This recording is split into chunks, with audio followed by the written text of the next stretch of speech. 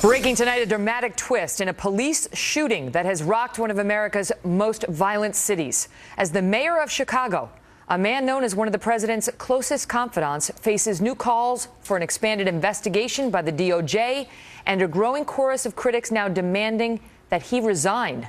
Welcome to the Kelly File, everyone. I'm Megyn Kelly. Just hours ago, Chicago Mayor Rahm Emanuel fired his police chief in a move critics say was designed to save his own job. Chicago has dealt with days of protests after police last week released a video of a white police officer shooting and killing a black man, Rahm McDonald, 16 times. Video that took more than a year to release to the public, and that was only after it came out pursuant to a court order once a reporter pushed a judge. As of today, the Illinois Attorney General is now asking the Department of Justice to launch a civil rights investigation into the Chicago PD and its handling of this case. While Justice started looking into this particular shooting last April, Rahm McDonald was actually killed 6 months before that, in October of 2014. That's leading to questions about why it took the DOJ half a year to get involved in Chicago when it took just 2 days for the department to respond to police-involved shootings in Ferguson, Missouri, and Baltimore, Maryland. What's more, some media outlets are now asking if the city slow-walked this investigation to get past a tough re-election fight for the mayor last winter, a campaign where the president himself went to Chicago to rally votes for Mayor Emanuel. Remember, during the president's first term, no one was arguably closer to Mr. Obama than Rahm Emanuel, and he made a lot of political enemies with his combative, take-no-prisoner style. One more reason why the mayor's news conference this morning immediately became one of the biggest stories in the country. Why is this task force's report not due until after the primary? There seems to be a political decision. No, I beg to differ. First of all, I think if you know the work, and I just said this to them, if they could get it done earlier, great. That's the deadline I give you. Why is it you have not acted on this issue until now when the judge forced the release of this video and forced you to act? Well, I just, as I could, beg to differ with that. Mayor, you've answered the calls for superintendent's resignation. What about the calls for your own resignation? Wasn't it clear to you? Thank you. In moments, Kevin Jackson and Richard Fowler are here on set on the political fallout. But first, Mike Tobin reports live from Chicago. Mike? And Megyn, although this announcement was a bombshell, people saw this coming. It seems the only one who was really surprised was Gary McCarthy himself. He made the rounds on local radio this morning, insisting that he would not step down. Hours later, the mayor demanded his resignation. Mayor Rahm Emanuel, however, could not give any specifics as to why McCarthy had to go, saying only that he had become an issue instead of handling the issues, that McCarthy was a distraction. Mayor Emanuel was referencing the loud public cry from demonstrators and minority leaders that there had been a cover-up. One of the best-read columnists in Chicago, John Cass, wrote that the case was stalled to get Emanuel through re-election. So as the demonstrators were calling for McCarthy to be fired, right from the first night of the demonstrations, if you remember, they have also been calling for the ouster of the state's attorney, Anita Alvarez, and Mayor Emanuel himself. Rahm Emanuel needs to be impeached. He knew this happened 12 months ago. Rahm Emanuel needs to be impeached today. Now, one of the things Emanuel said today, that a police officer, meaning McCarthy, is only as effective as the trust he has from the people he serves. Well, now you have minority leaders. You have the people marching on the street. You have op-ed columnists in both local and national papers insisting that Mayor Emanuel has lost the trust of the people he serves. Megyn? Mike Tobin, thank you. Joining me now with more, Kevin Jackson, Executive Director of theblacksphere.net, and Richard Fowler, a nationally syndicated radio host. Thank you both so much for being here.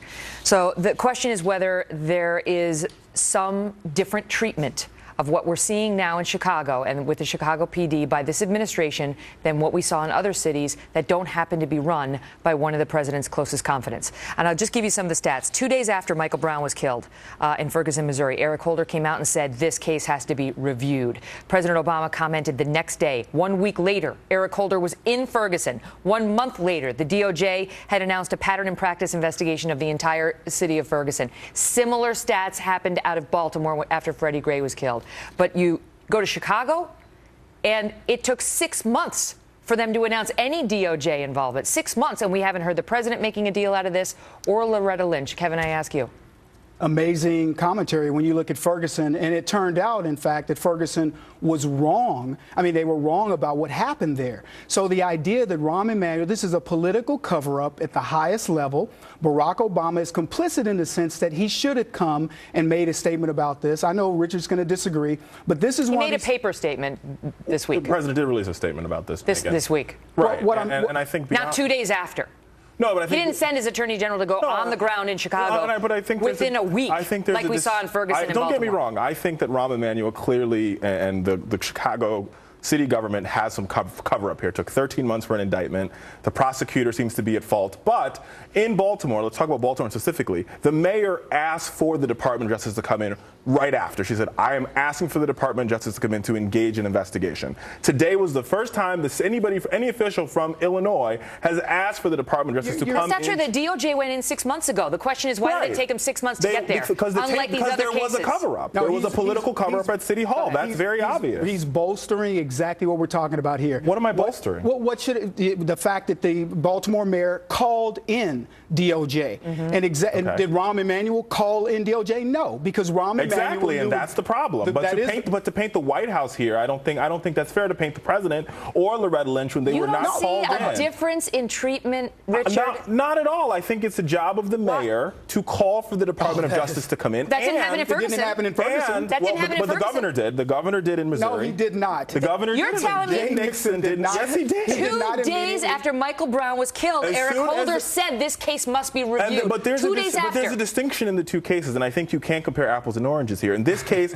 the video was not released to the public. The police department held on to the video, meaning the Department of Justice couldn't see it either. Do you think the DOJ hadn't seen it until 6 months after it was taken? I think when the DOJ saw the video, nobody knows besides the investigators. You have no idea. I do believe. You don't know whether the DOJ saw this tape last October of 2014. If they did, the question is whether there's a double standard when it involves a offend of the president. And there absolutely was a double standard. What is a double standard? Well, let's look at what happened in Ferguson immediately. The DOJ comes in, they start looking at emails. Because a dead body was on the street for 4 hours. Because the city of Ferguson wasn't run by the president's former chief of staff. That's the allegation. I agree that there is problems at City Hall. I think everybody agrees. This isn't about problems at City Hall. This is about problems at the White House. In disparate treatment depending on whether his friend is running the city at issue. I think that's absolutely ridiculous and preposterous to believe that Loretta Lynch, without getting all the information in a timely manner, could make a distinction of whether or not. She didn't have all the information about Ferguson, and it turned out. Go ahead. Let me give him the chance. Go ahead, Kevin. It turned out Ferguson was wrong, and I heard Richard on your show the other day still bringing Ferguson up. Let him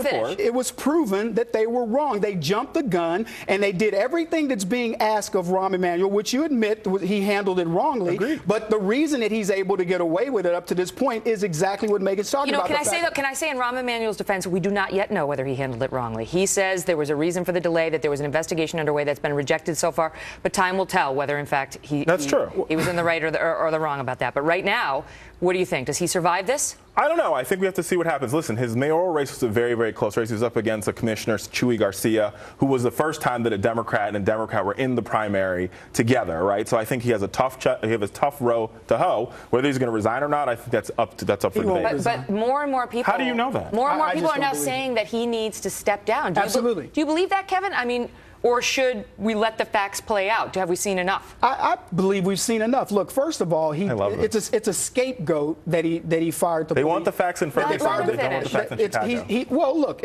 okay, so what has he done? Who's in charge of the police force? The mayor. So instead of taking responsibility for what he did, which is he's the one who's supposed to assign law and order. The buck stops with the head of the police department. The buck stops with the mayor. You think that the superintendent of the police was the one making the decision about whether to release the tape and not the mayor? None of us know that, Megan. There's nobody in City Hall. You just said the buck stops with the superintendent. Well, the superintendent's in charge of the police department. Who's his boss? And the mayor's his boss. That's exactly right. Richard, I'm not saying, but I think I'm not defending Rahm Emanuel at all here. I think that there is. No, you're defending the principles around Rahm Emanuel. No, I'm not defending a cover-up. But Kevin's position is that was a window dressing firing because the mayor is the one ultimately. That's where the buck stops, is with the mayor, and you don't want to admit that, but it's Rahm Emanuel. And by the way, it's Rahm Emanuel, who has allowed the level of violence that's occurring in Chicago streets to happen, not the police commissioner. If he wants those folks to actually go out and do their jobs, he can do it. What are you asking for Rahm Emanuel to do here to stop the violence in Chicago? What we've seen. I think he should allow the police to do their job. What was noble? He has invested 40% of the city's budget into policing. 40%. And they've taken more illegal guns off the street.